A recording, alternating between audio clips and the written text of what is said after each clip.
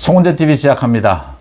이재용 삼성전자 회장에 대한 1심 재판 결과가 나왔고, 오늘 박근혜 전 대통령이 대구에서 자신이 쓴 그 회고록 북콘서트를 가졌습니다. 이 두 가지 일을 보면서 우리 헌정사에 또 한 페이지가 넘어가는구나, 이런 생각을 갖게 합니다. 이재용 회장은 이 경영권 불법 승계입니다. 이 사건 1심 재판에서 19가지 혐의에 대해서 모두 무죄 판결을 내렸습니다. 박근혜 전 대통령은 정말 하고 싶은 얘기가 많았을 겁니다. 모두 자신이 짊어지고 가겠다. 자신이 적폐라면 자신의 적폐, 그 모든 것을 짊어지고 가겠다. 이제는 우리 사회가 신뢰를 회복했으면 좋겠다. 라는 이야기를 했습니다. 이 이재용 재판과 박근혜 전 대통령에 대한 탄핵, 이 뒤에는 윤석열 검사와 한동훈 검사가 있습니다.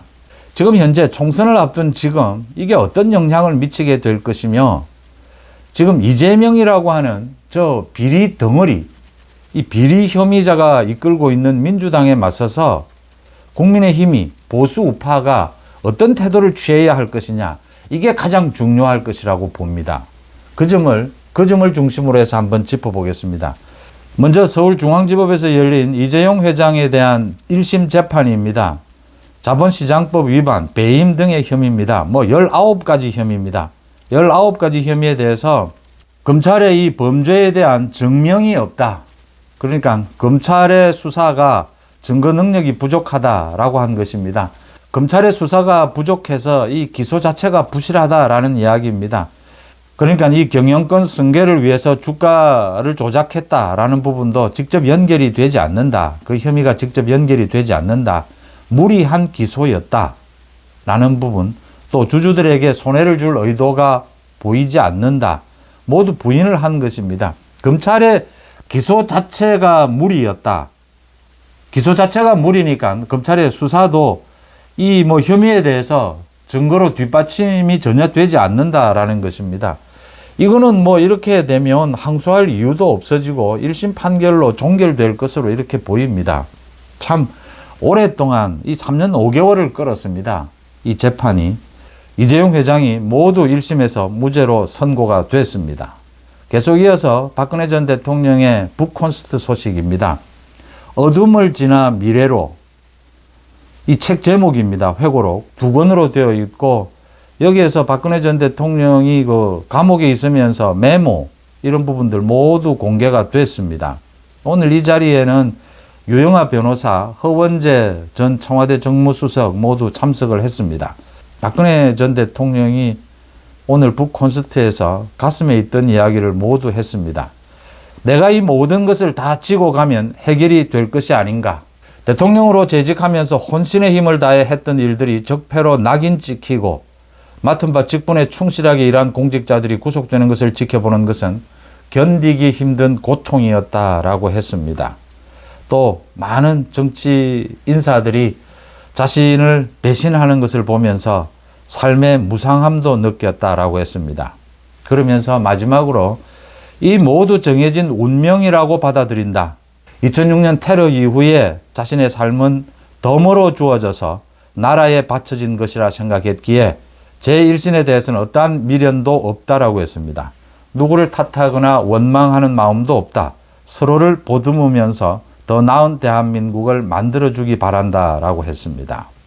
삼성전자 이재용 회장, 오늘도 이 판결에 나왔습니다. 그러니까 최순실에게 말 3마리를 뇌물로 건넨 혐의, 이 부분이 유죄로 판결이 났다라고 하더라도 제일모직과 삼성물산 이 합병, 대가였다 이런 것이었는데 그게 위법하다 이렇게 볼 수는 없다. 재판은 분리해서 할 수 있는 것이다 이렇게 이야기를 했습니다. 최순실에게 말 3피를 삼성전자에서 건넨 것, 이재용 회장이 건넨 것, 이 부분도 논란이 많이 있습니다. 이재용 삼성전자 회장에 대해서는 검찰이 사실상 무리한 기소였다. 이 기소를 하고 난 뒤에도 제대로 보강 수사를 하지 않았다라는 것이 분명하게 드러납니다. 이재용 회장이 다소 불미한 일이 있었다 하더라도 전체적으로 삼성이 우리 경제에 미치는 영향이라든지 이런 배임이나 자본시장법 위반 이 혐의에 대해서도 이걸 굉장히 다퉈볼 여지가 많다라고 하는 부분입니다. 그래서 사실상 검찰도 이 수사를 계속하는 것을 거의 소극적으로 포기했다라는 게 읽힙니다. 오늘 판결에서. 그 다음 박근혜 전 대통령입니다. 참 억울한 부분도 많고 문재인 정권을 탄생시키기 위해서 좌파들의 그 집요한 공격, 그 부분에 흔들렸고 억울하게 이 정권을 마쳐야 했고 또 거기에서 윤석열 정부가 탄생을 했고 한동훈 지검의 비대위원장이 탄생하는 뭐 그런 식으로 지금 우리 현대사가 흘러왔습니다. 이걸 제가 오늘을 계기로 해서 이재용 1심 판결 무죄, 박근혜 전 대통령의 북콘서트 이걸 계기로 해서 한 페이지가 넘어간다라고 본 이유는 박근혜 전 대통령에 대한 그 탄핵 사유서를 보면 맨 마지막 문장이 이렇습니다. 대통령으로서 직무를 더 수행하기 힘들게 됐다. 그래서 대통령 박근혜를 탄핵한다였습니다. 박근혜 대통령에 대해서 인간적으로 또 이 재판의 부당성 따져볼 여지는 굉장히 많습니다. 윤석열 한동훈 검사가 검사로서 특검을 하면서 또 뭐 이 수사가 제대로 됐느냐 되지 않았느냐 이 부분도 따져야 할 것이 굉장히 많습니다.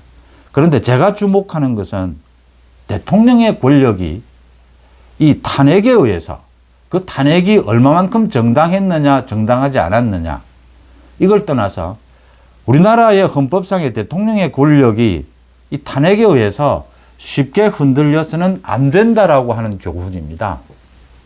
이 좌파의 탄핵 음모, 이 정권 흔들기에 대통령의 권력을 갖고 박근혜 대통령이 대응을 제대로 하지 못했다라고 하는 점입니다. 이 점은 가슴이 아프더라도 이 점은 꼭 짚어야 합니다. 왜냐하면 윤석열 대통령에 대해서도 지금 민주당과 좌파의 많은 세력들이 입만 열면 탄핵을 거론을 합니다.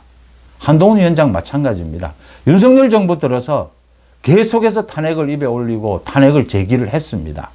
국회 권력을 장악했다라고 하더라도 국회 권력을 장악한 세력이 이렇게 불법적으로 부적절하게 대통령 권력에 대해서 탄핵을 시도하는 것은 쉽지 않게 되어 있습니다.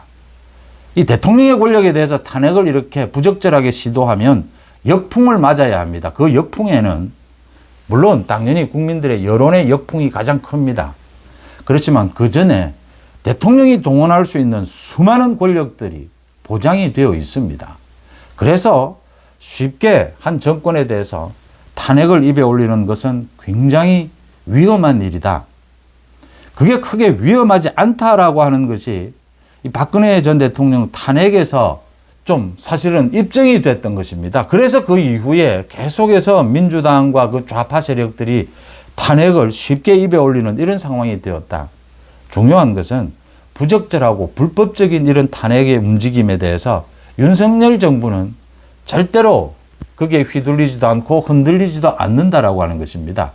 거기에 휘둘리지 않고 흔들리지 않을 수많은 장치들, 수많은 이 권력이, 힘이 대통령에게 집중이 되어 있습니다. 그 힘을 발휘할 수 있어야 한다. 그래서 지금 총선에서 만약에 국민의힘이 패하게 된다면 윤석열 정부가 탄핵을 당할 것이다. 윤석열 정부는 그런 길로 절대 가지 않는다라고 하는 것입니다. 만약에 총선 결과에 그럴 리도 없지만 민주당이 이긴다라고 해서 또 탄핵을 시도하게 되면 윤석열 정부가 어떻게 대응해야 하는지 그 부분을 박근혜 전 대통령의 탄핵 사례에서 분명하게 이 반면 교사로 삼아야 한다는 점 제가 강조해서 지적해 둡니다. 윤석열 대통령과 한동훈 비대위원장이 박근혜 대통령에게 도와달라라고 이야기하는 것 무슨 염치로 그렇게 이야기하느냐 그렇게 보지 않습니다. 박근혜 전 대통령이나 이재용 회장 모두 억울했지만 그 억울한 일을 당하기까지에는 이 좌파들의 그 무도한 공격들 또 그 공격에 대해서 적절하게 대응하지 못했던 우리나라의 대통령 권력이고 우리나라 최고 기업의 회장입니다. 적절하게 대응하지 못했던 부분이 없었던가 그 부분을 반면교사로 삼아야 이번 총선에서 이길 수 있고 총선 이후도 대비할 수 있다라는 점을 새겨봅니다. 여러분들은 어떻게 보십니까? 송은재 TV 마칩니다. 고맙습니다.